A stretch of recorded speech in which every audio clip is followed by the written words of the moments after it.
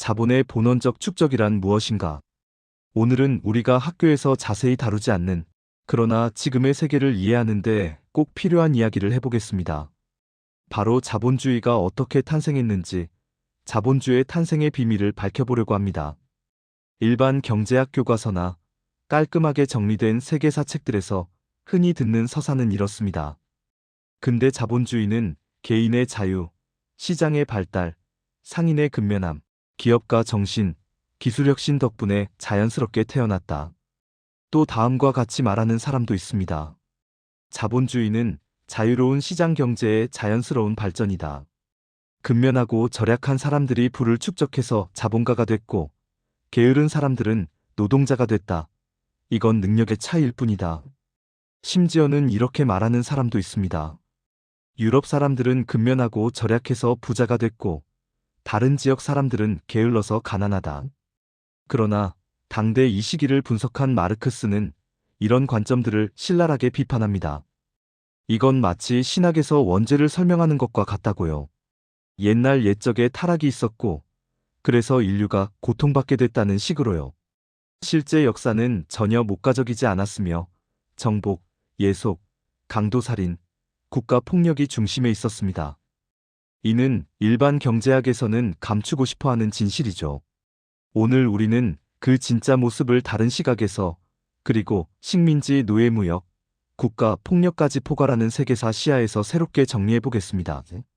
자본주의는 일국의 문제, 일부 한정된 지역의 문제가 아니라 태생부터 세계체제로서의 성격을 갖고 있습니다. 자본주의의 운동 원리를 분석한 자본론에서 본원적 축적이라는 말이 등장하는데요. 이 단어 자체는 어려워 보이지만 실상은 간단합니다. 본원적 축적이라는 말의 뜻은 본래의 축적, 최초의 축적, 원시적 축적이라는 말과 같은 의미입니다. 그것은 다음과 같은 맥락에서 제기된 개념입니다. 자본주의의 사회는 역사적 맥락에서 크게 보면 중세 봉건제 사회와 대비되는 사회체제입니다. 중세 봉건제 사회의 특징은 영주와 농노 관계를 기본으로 하고 있고, 자본주의의 사회는 자본 임금 노동의 관계를 기본으로 하는 사회체제입니다. 이는 중세와 근대를 구분짓는 가장 기본적인 차이라고 할 수 있습니다. 농업이 중심인 중세는 대다수 농민들은 토지 사용료, 즉 지대를 납부해야 했고, 동시에 신분제가 작용하고 있었죠. 중세 농민은 토지에 묶여 있었기 때문에 토지를 떠나서는 살아갈 수가 없었습니다. 그런데 자본주의 사회의 기본 관계는 자본 임금 노동 관계가 기본축입니다. 한편으로는 축적된 자본이 존재해야 하고, 다른 쪽에서는 토지와 신분제로부터 자유로운 임금 노동자가 존재해야 했습니다.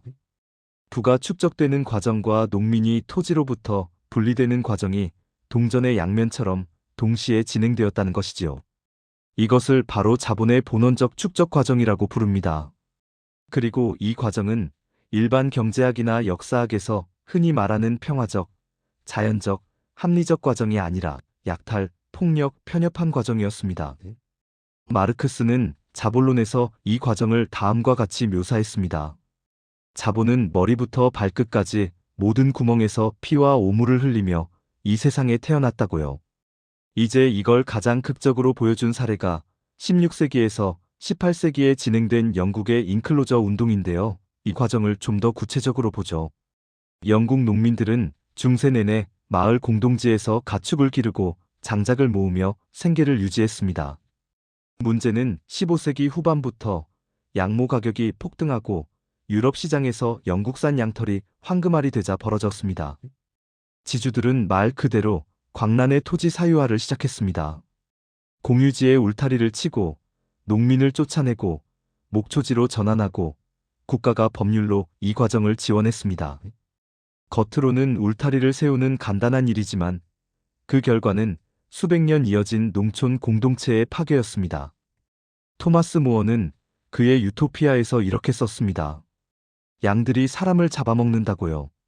목축을 위해 농민이 땅에서 쫓겨나는 현실을 풍자한 말이었죠. 수많은 농민이 강제로 집을 잃고 도시로 떠밀렸고 불황자로 찍혀 처벌받기도 했습니다. 18세기에서 19세기에 걸쳐 인클로저는 더욱 가속화됩니다. 의회가 통과시킨 인클로저 법안만 수천 건에 달했습니다. 그 결과 영국 농촌 인구의 절반 이상이 토지를 잃었고 이들은 노동력을 팔아야만 살아갈 수 있는 사람들이 되었죠. 이게 바로 자본주의 임금 노동자의 탄생 과정입니다. 마르크스가 자본은 머리부터 발끝까지 피와 더러운 것으로 더럽혀져 있다고 말한 이유가 여기 있습니다. 근면, 저축, 기업가 정신은 없었고 폭력적 축출과 약탈만 있었던 것입니다. 그래서 근대 경제학이 만들어낸 성실한 저축, 근면한 기업가라는 표현은 실제 역사와 전혀 맞지 않습니다. 자본주의가 태어나기 위해선 사람들을 땅에서 떼어내고 공동체를 해체하고 생산수단을 빼앗고 이들을 어쩔 수 없이 노동시장으로 몰아넣는 폭력이 필요했습니다. 이게 바로 근대 역사에서 실제로 진행된 본원적 축적의 실상입니다. 여기서 봉건제 사회에서 근대 사회로의 이행기에 이중의 자유라는 개념이 나옵니다. 자본주의 노동자는 첫째, 봉건적 예속, 즉 신분제로부터 자유로워졌고 둘째는 생산수단으로부터도 자유로운 존재로 바뀌어 갔습니다. 첫 번째 자유는 해방처럼 들리지만 두 번째 자유는 실상 박탈입니다. 아무것도 소유하지 못한 자유, 그래서 팔 것이 노동력밖에 없는 자유 말이죠. 비록 중세 신분제로부터의 자유도 자본주의 사회에서는 결국 돈의 노예, 즉 자본의 노예가 되는 새로운 형태의 신분적 구속으로 재현되었습니다. 자본주의는 이런 중세적 공동체가 해체되어야 생길 수 있었지만 그런 일은 자연스럽게 벌어지지 않았습니다. 그래서 폭력이 필요해졌습니다. 농민을 땅에서 추방하고 공동경작 토지를 사유화하고 길드와 자치 공동체를 해체하고 불황자 처벌법, 즉 노동을 강제하는 법을 도입하고 국가폭력, 즉 군대, 경찰, 법률을 동원했습니다. 특히 불황자 처벌법은 끔찍했습니다. 영국에서는 16세기부터 집 없이 떠도는 사람들을 채찍질하고 귀를 자르고 심지어 사형에 처하기도 했습니다. 왜냐고요? 이들이 게으른 불황자로 취급되었기 때문입니다. 하지만 실상은 이들이 땅에서 쫓겨나 갈 곳이 없었던 것입니다.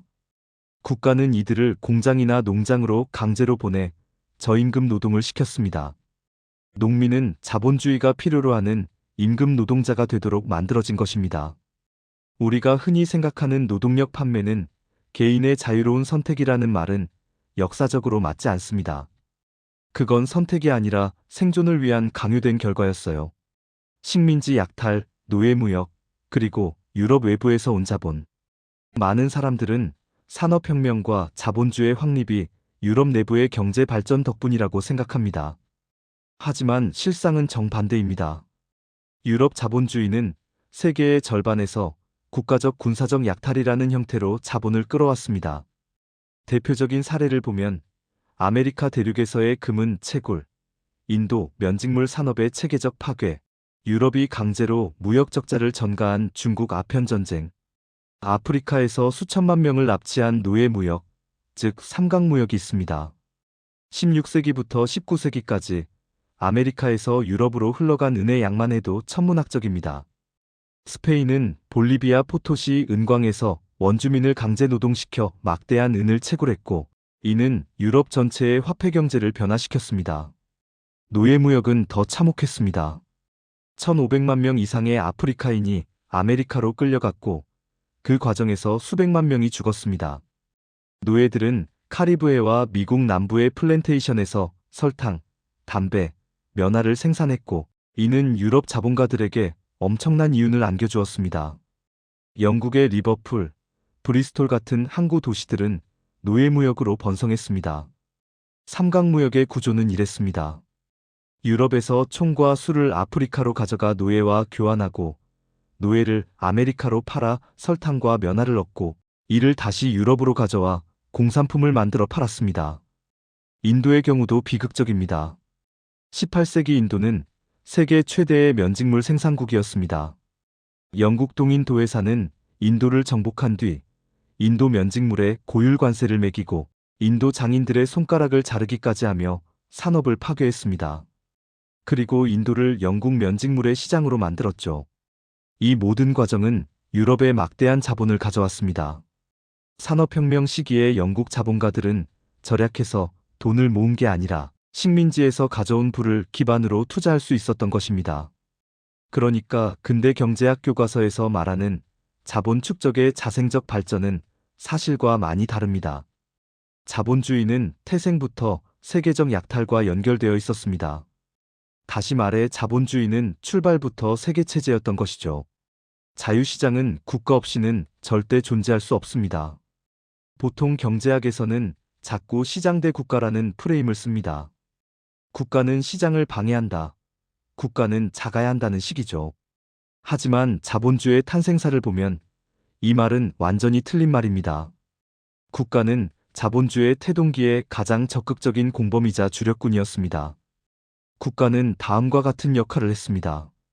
토지 사유화 법제화, 길드자치권 파괴, 불황자 처벌법, 강제 노동규율, 식민지 정복전쟁, 노예무역 허가보호, 무역회사 독점권 부여, 금융은행제도 정비, 철도항만운하 건설 등이 대표적입니다. 영국 국가는 항해 조례를 통해 무역을 독점하고 해군력으로 식민지를 지켰으며 공장법으로 노동자를 통제했습니다. 프랑스는 콜베르의 중상주의 정책으로 국가가 직접 산업을 육성했고 독일은 관세동맹으로 시장을 통합했습니다.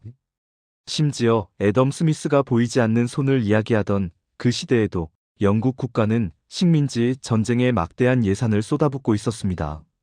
자유무역은 구호였을 뿐 실제로는 국가 권력이 시장을 만들고 보호했습니다. 요컨대 국가 권력이 없었다면 자본주의는 한 발자국도 못 움직였습니다. 시장만 능론은 역사적으로도 현실적으로도 존재한 적이 없습니다. 역사적으로 보면 자본주의는 보이지 않는 손보다는 보이는 손, 즉 국가 무력에 의해 탄생된 측면이 더 컸던 것이지요. 보통 산업혁명을 기술혁신 중심으로 설명하죠. 증기기관, 방직기, 석탄 철광, 기차. 물론 기술은 중요합니다. 그렇지만 본원적 축적이 기술을 산업화할 수 있는 조건이었다는 점을 주목해야 합니다. 왜냐하면 기술혁신이 경제에 영향을 주려면 다음이 필요하기 때문입니다. 싼 임금 노동자의 대규모 공급, 대규모 투자자본, 국가의 인프라 구축, 넓은 해외 시장, 식민지의 원료 노동력. 즉, 폭력적 축적이 먼저, 기술혁신은 그 뒤였습니다. 예를 들어볼까요? 제임스 와트의 증기기관은 확실히 획기적이었습니다. 하지만 그 기계를 돌릴 석탄은 어디서 왔을까요? 영국 광산에서 저임금 노동자들이 캐냈습니다. 그 기계로 만든 면직물의 원료인 면화는요, 미국 남부 플랜테이션에서 노예들이 수확했습니다. 그 제품을 팔 시장은요, 식민지 인도와 아프리카였습니다. 기술은 이 모든 조건이 갖춰진 뒤에야 폭발적 효과를 낼 수 있었습니다. 산업혁명은 본원적 축적이 만든 조건 위에서만 폭발할 수 있던 사건입니다. 그리고 산업혁명의 혜택은 누가 받았을까요? 노동자들은 하루 14시간 이상 일하며 공장에 갇혔고 여성과 아동까지 동원되었습니다. 맨체스터와 리버풀의 슬럼가는 질병과 빈곤으로 가득했습니다. 이유는 자본가에게로, 고통은 노동자에게 돌아갔습니다. 동양 정복과 본원적 축적. 마르크스는 자본론에서 본원적 축적을 유럽 내부의 과정만으로 설명하지 않았습니다. 그는 본원적 축적의 절반 이상이 동양 정복과 식민지 강탈에서 나왔다고 보았습니다. 예를 들어 영국이 인도를 식민지화하면서 인도 면직물 산업을 붕괴시켰고 인도 농민을 기아와 빈곤으로 몰아넣고 면화 아편을 강제로 재배시켰으며 중국의 아편을 강매하여 은을 빼돌렸고 동아시아 무역에서 독점적 이익을 확보했습니다. 1757년 플라시 전투 이후 영국은 벵골을 장악하고 그곳에서 거둔 세금으로 다시 인도 정복 전쟁을 벌였습니다. 인도의 부가 인도 발전에 쓰인 게 아니라 영국 자본 축적에 쓰인 겁니다. 1840년 아편 전쟁은 더 노골적입니다. 영국은 중국이 아편 수입을 금지하자 전쟁을 일으켰습니다. 왜냐고요? 인도에서 재배한 아편을 중국에 팔아 무역 적자를 메꾸려던 계획이 막혔기 때문입니다. 결국 중국은 패배하고 홍콩을 빼앗기며 불평등 조약을 맺었습니다. 즉 유럽이 스스로 발전해서 자본주의가 된 것이 아니라 세계 전체를 착취하는 위치에 올라섰기 때문에 자본주의가 가능했던 것입니다. 보통 일반 역사학에서 항상 지우고 싶은 사실이 바로 이 부분입니다. 그들은 유럽의 성공을 문명, 합리성, 진보로 포장하지만 실상은 폭력과 약탈이었습니다. 본원적 축적은 오늘날에도 계속되고 있습니다. 많은 사람들은 본원적 축적은 자본주의 초창기 때의 사건으로만 생각합니다. 하지만 현실은 반대입니다. 본원적 축적은 지금도 계속되고 있습니다. 오늘날의 모습은 이렇습니다. 개발도상국 농민의 토지 강탈, 다국적 기업의 광물석유 약탈, IMF 구조조정과 공공자산의 민영화, 금융위기 이후 복지 축소, 부채 강요, 플랫폼 경제가 만드는 새로운 노동자 종속, 신자유주의 사유화 정책 등 이러한 모든 것들이 현대판 자본의 본원적 축적의 형태들입니다. 지금도 아프리카와 라틴 아메리카에서는 다국적 기업들이 대규모 농지를 사들이며 원주민을 쫓아내고 있습니다. 이는 500년 전 인클로저 운동과 본질적으로 같습니다.